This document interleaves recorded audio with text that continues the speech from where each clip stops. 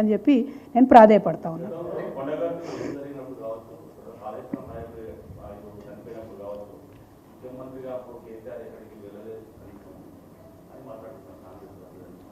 ఇప్పుడు నేనేమంటున్నా అంటేనే యాపిల్స్ని ఆరెంజెస్ని కంపేర్ చేయొద్దు. ఇటువంటి ఇన్సిడెంటు ప్రపంచంలో టనల్స్ తవ్వడమే వింత అయితే అందులో బిగ్గెస్ట్ లార్జెస్ట్ టనల్ ఇది వరల్డ్లో. ఇటువంటి టనల్లో ఒక యాక్సిడెంట్ జరిగింది.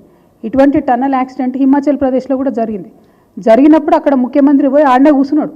ఒక ముఖ్యమంత్రి పోయి అక్కడ కూర్చుంటే రెస్క్యూ ఆపరేషను సీరియస్నెస్ అన్నది తెలుస్తుంది. ఇక్కడ ముఖ్యమంత్రి పోలేదు, మంత్రులు పోయి కూర్చున్నారు.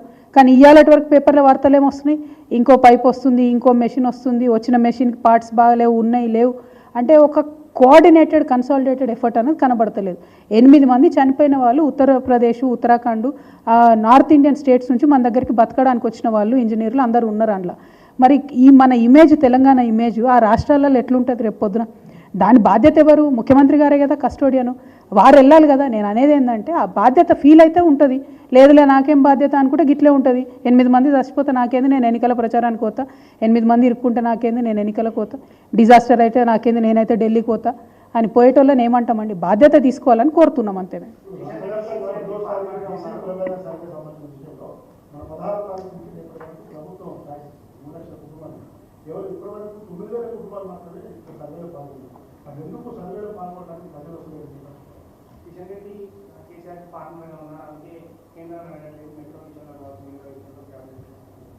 మేమేం అడుగుతామండి? మేము ఎక్కడ అధికారంలోనూ? నేనేమంటున్నా, కిషన్ రెడ్డి గారు ఏం అడుగుతున్నారో ఏం అడుగుతలేరో, ప్రధానమంత్రి గారి డైరెక్షన్లో ఈ ఆర్ఎస్ఎస్ ముఖ్యమంత్రి గారు ఏం పని చేస్తున్నారో మాకు తెలియదు.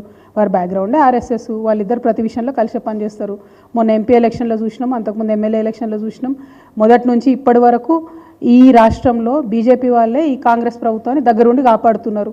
మేము ఏదైనా తీవ్రమైనటువంటి విమర్శ తేవడమో, ప్రజల ముందుకు ఒక వాస్తవాన్ని బయటపెట్టడం కోర్టులో మొత్తం 2024-25కి మన ప్రభుత్వం 10 నెలల